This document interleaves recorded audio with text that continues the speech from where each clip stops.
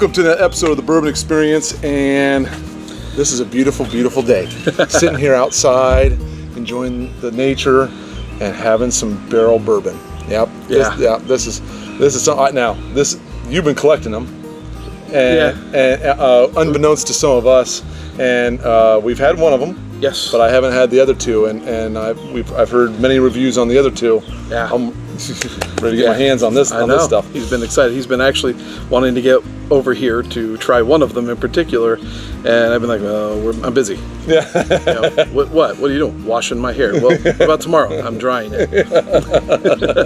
So we got the Barrell. Barrell Vantage is our first one here. Yep, so. Vantage. So, well, do we want to go through the list of what we got? We'll go as we'll hit him. We'll hit him. It's a secret. Oh yeah, I can tell right now. So now we did a what's in the glass with this one, and this is a good bourbon. Yeah. So what's the this is you said one. This is 113. 113. Yep.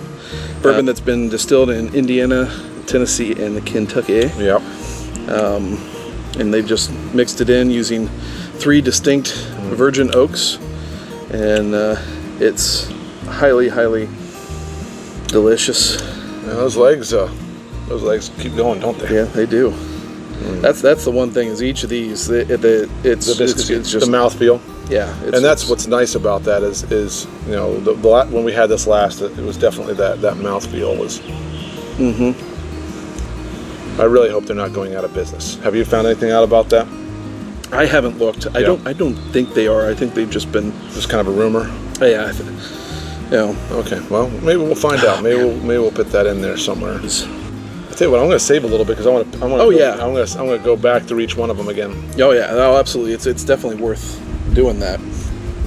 But yeah, you get that first sip in, and then you go for that second sip.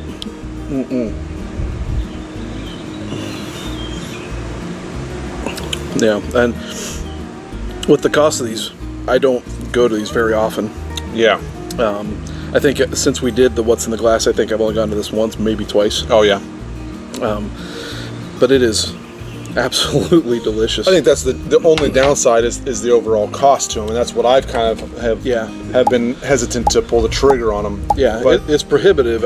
A nice soft start, and then you definitely get some oak tannins at the little bit at the end, but it's not overpowering at all. No, I think that just speaks. I don't think you get that with any of these. Yeah. It's just what they've got going there in terms of their blending abilities is really top notch. Yeah. Which brings us to the rye, the seagrass. So this is their rye. Yes. Oh, I didn't know that. See, Yeah. I hear all kinds of wonderful things about this. Yeah. So this is blended between Indiana, Tennessee, and Canada. Boy, that nose is interesting. Yeah, it's very good. And this is 120 proof.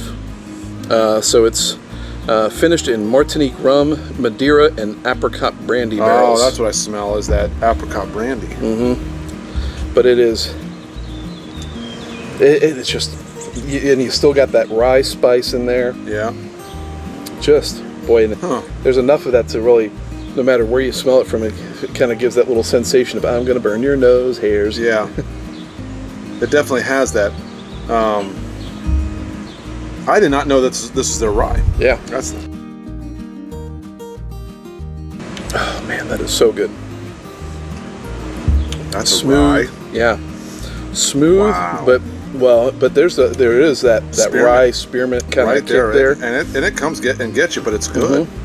Yeah. It's right there. Ooh. It's got a great hug. It's actually, I think, probably between the 3 of these, even though it's the most potent of the 3, it drinks the least of the proofing. What's the proof on that one? 120. Really? Yeah. It doesn't taste like 120. No. Boy, that you get a nice,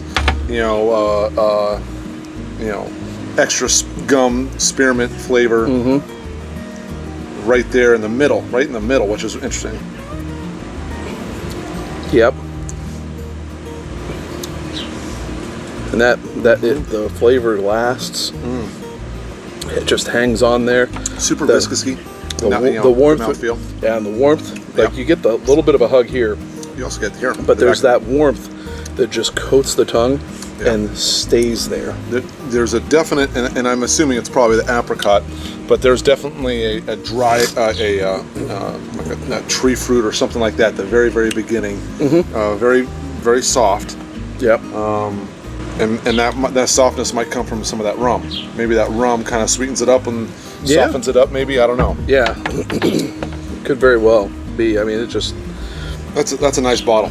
Yeah, I was... That's probably one of my top rum, or I'm sorry, ryes. Yeah, that's a nice rye. It's really good. All right, so last one here is their cask finish series, the Tale of Two Islands. 5-year minimum, 118 proof. It's a blend of 5, 6, and 9-year Indianas and 5 and 6-year-old Marylands, with a derived mash bill of 73% corn, 23% rye, and 4% malted barley. And when it says Two Islands, there's a Jamaican rum matured in a peaty, iley single malt barrel, and then emptied out. And those empty casks have been used to blend these straight bourbons. So you have, again, a nice peated, iley. You don't like ileys. No, not really. But we did have that classic Lottie. Yeah, at the bar. That was really good. That was good. You got this sweetness from the rum and just the bourbon in general, and you have it there mixed into that. You get that little bit of iley in there. Oh, I see it. Okay, but you're mixing it with that Jamaican rum, so it might balance it out. Oh, I think it does. I mean, I had this earlier today at Dad's, so you get a little bit of the smoky peaty kind of thing going there, but you got it. But it's a very unique nose.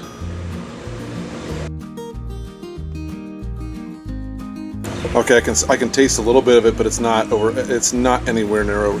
So the interesting thing is all three of them have a very unique nose. All three of them. Yeah. It's very different than any other type of bourbon that's out there.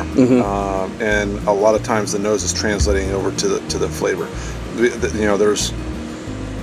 I'm not even sure what's all going on in there. There's about 20 or 30 different things probably going on, and I can't keep up with it. This one is, I think, the most complex of the three.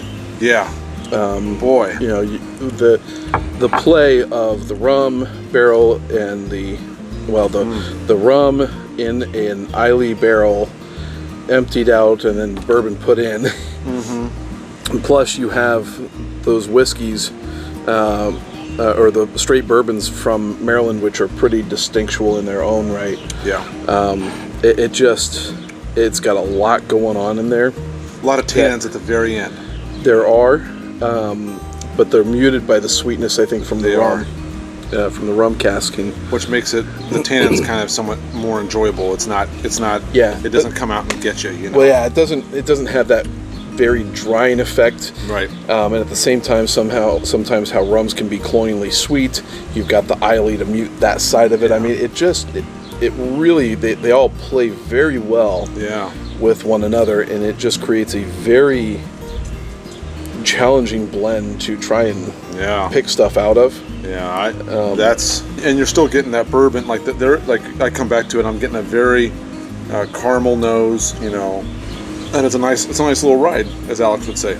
Yeah. Then which one? Let's go to it. Which one of those three? If you had to buy one, which one is that going to be? I'm going to have to go with the seagrass.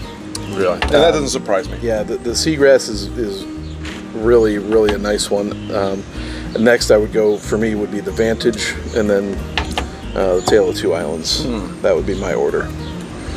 I might go complete opposite here. Now, hold on. Oh, are you really gonna shock me on this one? Shock me with that deviant behavior. So I'm probably gonna go with the seagrass overall, just the overall depth. But I'll probably a close second because I like what's all going on with the Tale of Two Islands. I'll probably go there, and then the Vantage. And the Vantage, and that says a lot because we love the Vantages. Yeah. You're kind of splitting hairs here at the end of the day because right now where's my palate, and they're all very, very different. I mean, extremely different. Yeah. They've done a really nice job blending these. They've done a really nice job.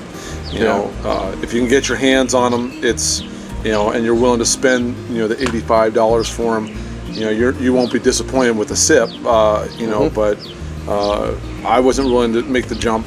You were more willing to do it, and I'm glad you did, because I got to have some tastes. That's right. But I wouldn't mind. I have some other things on my list that I want to chase after at the moment, but it'll get to the point where I'll probably end up purchasing a bottle or two. Yeah, for me, this is I would say that if you're just the kind of like the casual drinker, I'd probably steer clear of these.